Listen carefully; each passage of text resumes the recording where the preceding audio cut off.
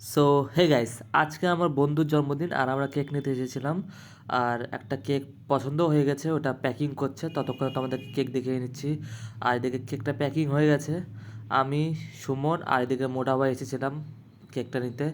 আর এদিকে আমার বউ আছে, বউ হাতে গিফটটা আছে আর আমার হাতে কেক। আর দেখতে পাচ্ছ এই দুটো গিফট আছে। এই দুটো গিফটই তাকে দেওয়া হবে, বার্থডে বয়কে। আর এতক্ষণে তোমরা বুঝেই গেছো কার বার্থডে। হ্যাঁ, সুমনেরই বার্থডে। আর এদিকে সুমনের ঠাম্মা সুমনকে একটা পুতুল গিফট করলো। আর বুনুরা বলছিল এটা নাকি সুমনের বউ।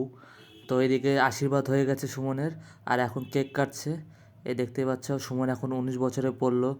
আর যদি তোমরা দেখতে চাও যে সেই দুটো গিফটে কী কী ছিল, তাহলে ভিডিওটা পুরোটা দেখো। ফাইনালি সুমনের কেক কাটা হয়ে গেছে। এবার ওকে একটু পার্টি স্প্রেতে ভূত করা হবে। আমি আর সন্টু এদিকে পুরো পার্টি স্প্রে দিচ্ছি, আর এখানে বুনু খুব মজা করছে। আর এদিকে সবাই দৌড়াদৌড়ি করছে, যে যার মতো সবাই ভয় পাচ্ছে পার্টি স্প্রে দেখে।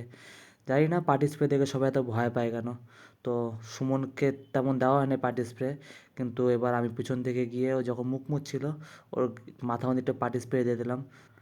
এখন ওর চুল দাড়ি সব পেকে গেছে, দেখতেই পাচ্ছ। আর ফাইনালি ও এখন গিফটটা খুলবে, আর দেখতে পারবে তোমরা গিফটের ভিতরে কী আছে। তো এটা আমি দিয়েছিলাম। আর এটার ভিতরে থেকে আমরা যে কোচবিহারে গিয়েছিলাম ওটার টিকিট।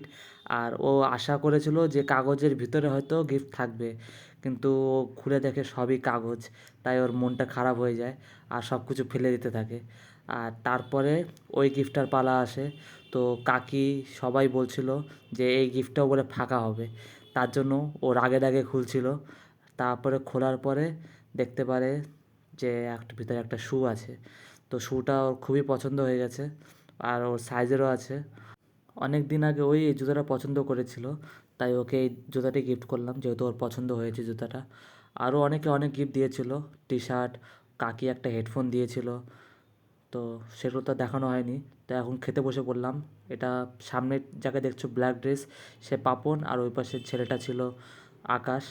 আর সবাই খেতে বসে পড়েছি। আর এদিকে কেক, পাঁপড়, ভাত, তারপরে চলে আসলো ডাল। আর ডালটা খুবই বাম্পার হয়েছিল, মাছের মাথা দিয়ে।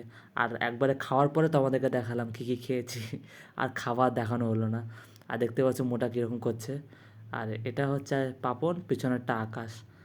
আর আকাশ একটু লজ্জা পায় ক্যামেরার সামনে আসতে, কিন্তু পাপনের কোনো ব্যাপার না। আর ফাইনালি খেয়ে দিয়ে অনেক রাত হয়ে গেছে, একটু হালকা হালকা বৃষ্টিও পড়ছিল। তাই বাড়ি যাচ্ছি, দেখতে পাচ্ছ রাস্তাটা ভিজে গেছে। তো ফাইনালি বাড়ি চলে আসলাম। আর আজকের ব্লগটা শেষ করছি। লাইক, কমেন্ট আর সাবস্ক্রাইব করে দিও।